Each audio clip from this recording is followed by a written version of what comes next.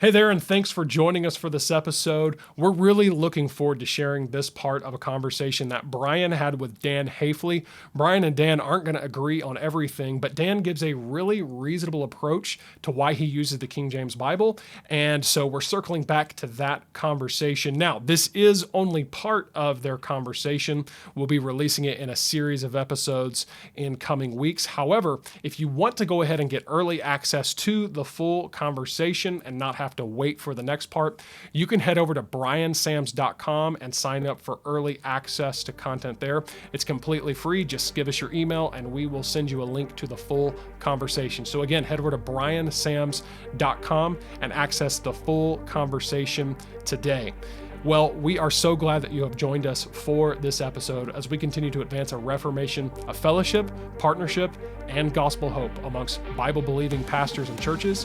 This is Church Advance with Brian Sams.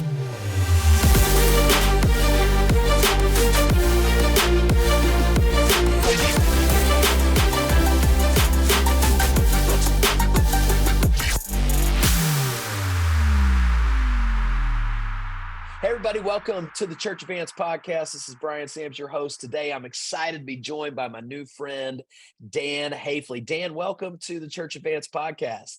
Thanks. It's a pleasure to be here, man. I'm really excited to talk to you today. Cannot wait to get to our content. Before we do that, let me, if you don't mind, have you just introduce yourself, your family, and your church, and tell us a little bit about you. Hey, thanks, man. I grew up in an independent Baptist preacher's home. My dad was a King James guy, and IFB, without the Baptist name, believe it or not. It was a Bible church, believe it or not. And so we were always on the outs, kind of thing. In 1994, he passed away, and I had been on staff with him for about 10 years, and the church asked if I would take the church over. So I told them I would for 2 years, and I ended up 16 years staying with him. So then my family and I left, and we went on the road for a while. I have 3 children, Ryan, Zach, and Katie, my wife, Elizabeth. And we went on the road, and for about a year and a half, we're 90 different churches across the country, enjoyed that immensely. And God called us in after that to Mattoon, Illinois. It was a long series of, you know how those things go, Cliff's Notes version here. And my kids then finished growing up here in Mattoon. We pastored Maranatha Baptist Church. We took over in April, Easter Sunday of 2012. We've been here since then, enjoyed it a lot. The Lord's prospered the ministry. It was 16 people when we came, and now the church has grown, and we're excited about having a Christian school and so on now. So my kids are all working with me here at the church now. They've grown up and married, and I got a new grandbaby. So Oh, that's great. That's the most important part, obviously. I know, right? That's cool, Dan. So your church is Maranatha Baptist Mattoon, Illinois, and of course we made a connection. Tell me, really, actually, first, in your traveling for a year and a half, what kind were you doing? Revival meetings? Were these special conferences? So my kids and I all play instruments, play guitars and things, and so what I did was I had always wanted to be in evangelism when I was a kid, and that's what I was going to do. My dad passed away. Then the Lord changed my direction for a while. Finally, I'm like, after 16 years of pastoring, I'm like, I'm going to go do what I wanted to do. And so we got to do that. And I traveled and preached in churches all across the country. And wow, it was a great experience. My family, we got to travel, and they got to see a lot of the country. It was just wonderful. We homeschooled the kids at the time. So. Oh, that's neat. I did that for a number of years too. So that's really cool to share that in common. Hey, so first of all, I want to introduce our topic, and then I'm going to kind of back into really just kind of how we met and what we're going to talk about today. And so here, I'm going to introduce the topic. Obviously, many of you watching, you're listening to this or watching this because you were intrigued by the topic. So the topic we're going to discuss today is a reasonable approach to an updated King James version. Now, Dan, obviously, you know me, I'm kind of have become a little bit of a lightning rod in the King James version of the Bible world.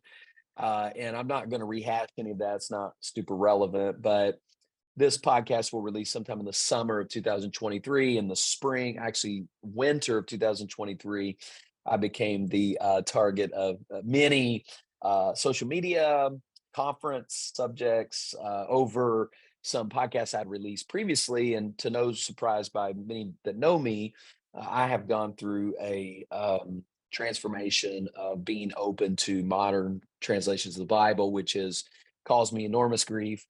My first encounter with you was after, of course, right in the middle, really, of receiving a lot of negative feedback, both personally and directly, and then just kind of out there. I think it was a Facebook message. It was the first one. I got a Facebook message from you, maybe even to our church, and just said, "I'd like to speak to Pastor Sams about the translation transition." And I got the message, and I clicked on your profile, and I was like, "Oh no." And so I wrote you back. You may remember this. I wrote you back and I said, "Hey, Dan, look, man, I'm not really interested, in a debate. It's kind of where I am." So let me explain why I responded like that. And by the way, I'm so glad you reached out, because I feel like we've created a friendship now in a topic that we don't see exactly eye to eye on, which is why I got you here. But when I clicked on your profile, I noticed that you were a part of a group called the King James Bible Research Council. Sure. And I had not heard of it, although I know two of the men on it fairly personally. One is David Sorensen, who used to come to West Coast Baptist College a lot when I was there. And then last name King, Pastor King, Randy King, Randy King. Now, Randy and I go way back. We've been on a mission trip together. He's been to our church. But and to be fair to Randy, before I changed translation, so I'm not sure that he would do that again. But Randy's been a friend and somebody I appreciate. So I saw that, and my concern, of course, was, man, I really don't have time to discuss another, issue related to King James. People know where I stand. However, Dan, I appreciate you following up with me and said, "Hey, Brian, this is probably not what you think, and I really would appreciate some time." So from there, I don't know, Dan, we probably had 3 or 4 phone calls, maybe totaling a couple of hours of just talk that I've really appreciated. And so I wanted to start here with the King James Bible Research Council. Just tell us a little bit about what it actually is and why you're a part of it. Well, okay, so sure enough, a lot of the King James Bible Research Council actually came out of the Dean Burgon Society. Are you familiar with them? Yes, So sir. there was several people involved in that, and they're kind of what you might say, their focus was the TR. They're really, really interested in the Texas received text, the Texas Receptus. And so because of some philosophical differences of viewpoints and so on, some of those folks, and I don't have all of that information, so I can't really speak to exactly why, but some of them broke off and they said, let's form the King James Bible Research Council. Well, I was invited to that by Dr. Phil Stringer, and I went and I became a part of that what you would call the flagship moment when we established it.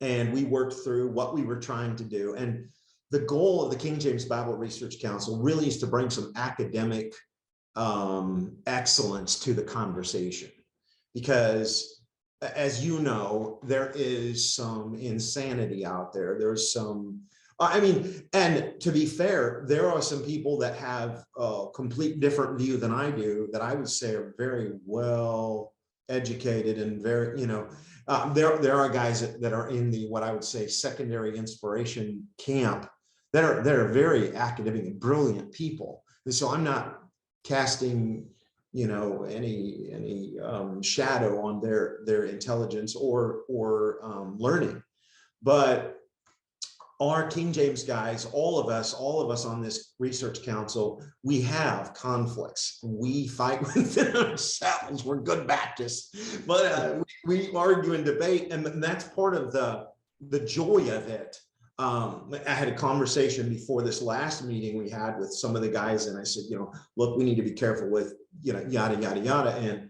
And one of the founding members said to me, look, we don't tell any of you guys what to speak or how to speak or what your position is.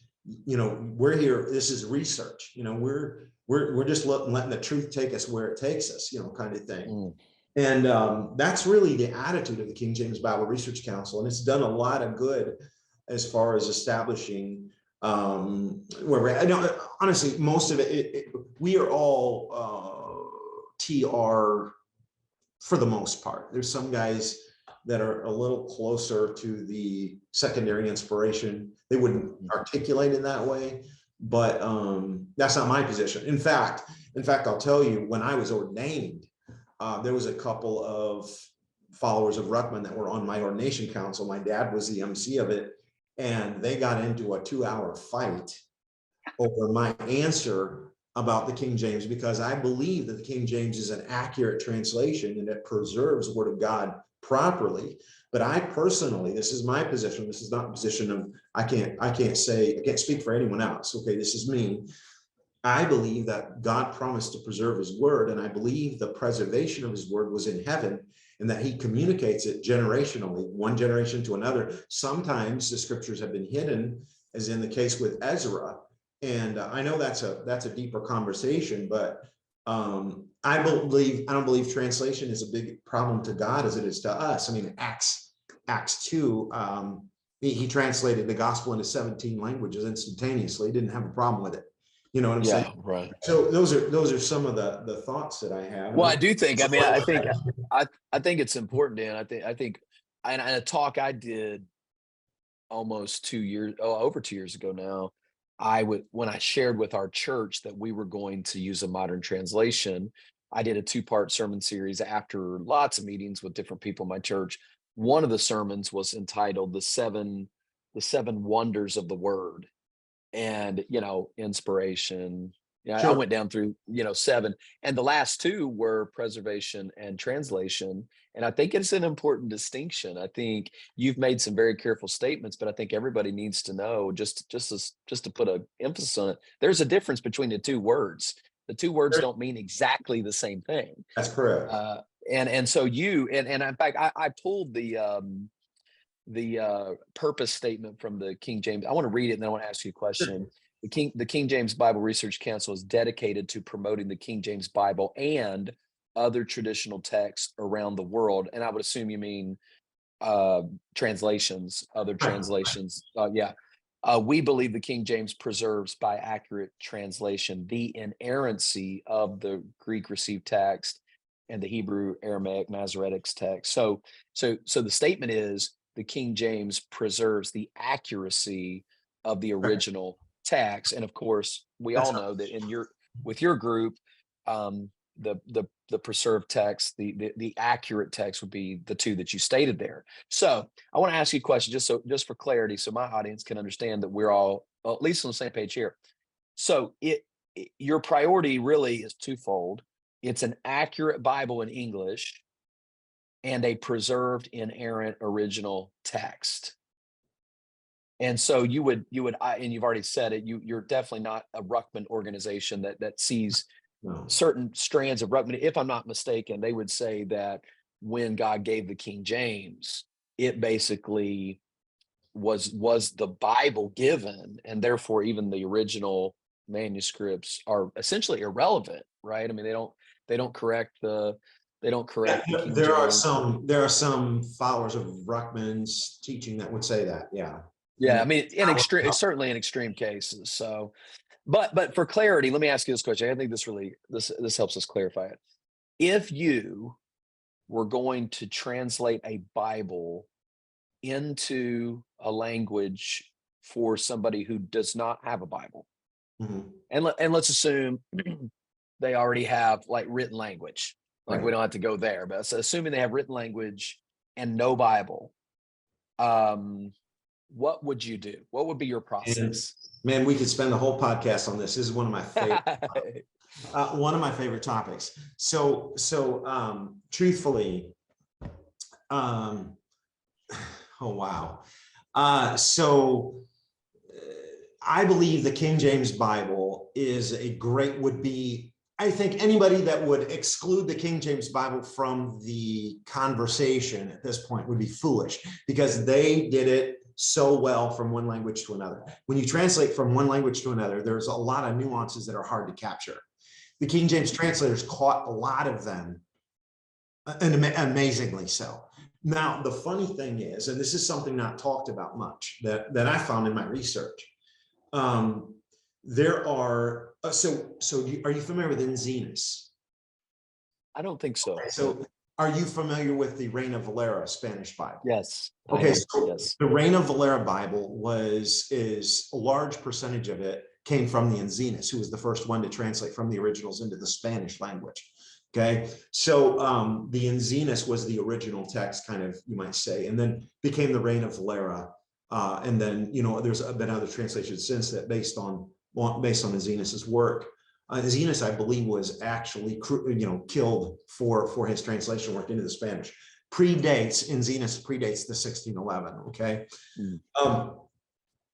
you could say he is like the Spanish version's Tyndale. Okay, so the King James is like 86% in some cases matches Tyndale. Okay, what's interesting is while Enzenas was translating the Bible into Spanish, he was living with Melanchthon. Who do you know who that is? Are you familiar with Luther's translation into German? Yes. Okay, so Luther translated the Bible into German, and Melanchthon was his understudy. Melanchthon wrote the Loci Communes, which is all of the doctrinal statements. Basically, it's our basis for systematic theology. And he was Luther's understudy. Melanchthon, he's a guy you'd be fascinated to study. But so Enzenas was living with Melanchthon while Enzenas was translating into the Spanish. Melanchthon was helping Luther translate into the German, and they had a visitor from England named Tyndale who came and visited them, and they collaborated. So what you're going to find in the King James Bible, based from Tyndale, you're going to find some German type language. You're going to find some Spanish type language, and vice versa. You're going to find phraseology that's not Greek in the King James Bible. It's more Spanish or Latin, or because they had collaborated, and there were literally multiple, the Coptic language, or multiple translations across the world that were based on the original. And in the whole Greek text with Erasmus.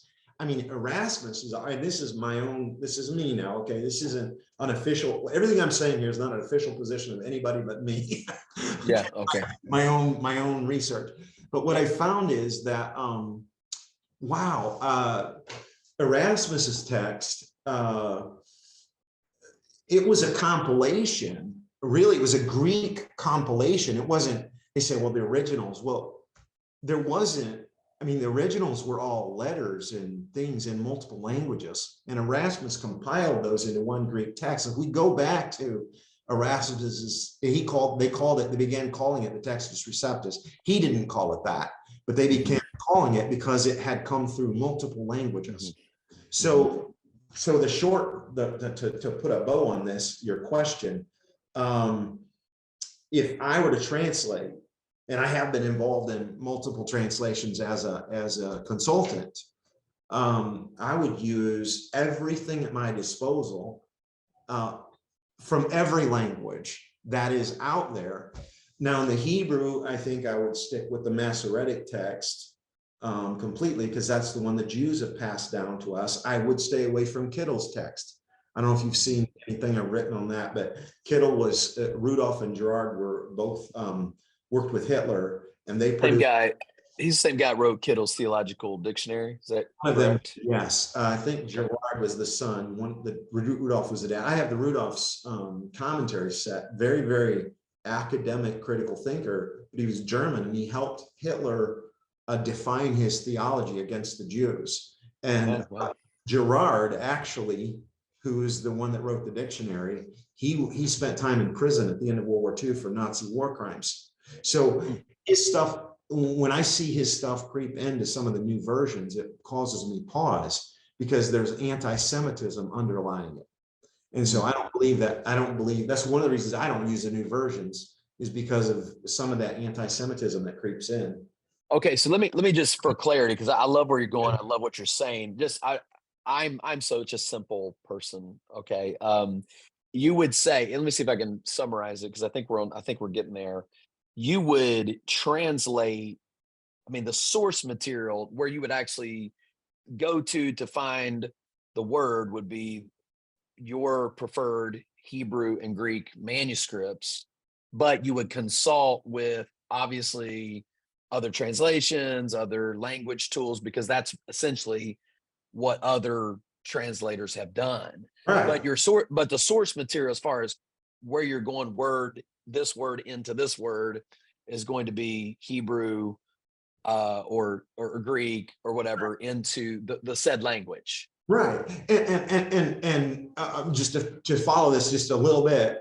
So there's things that I'm like, I wish they'd have done it different in English.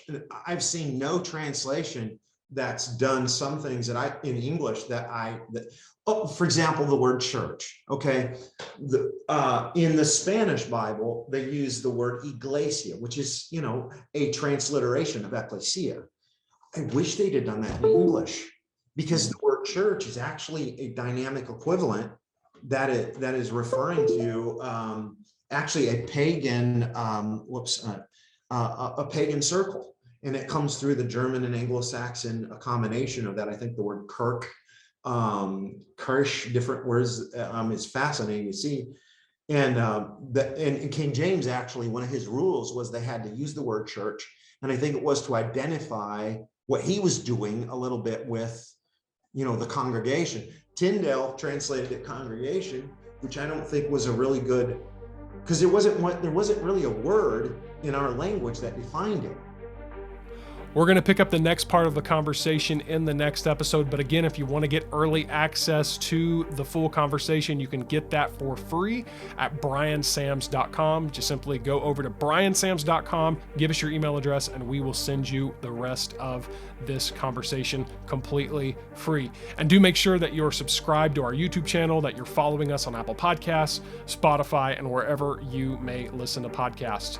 This podcast is hosted by Brian Sams.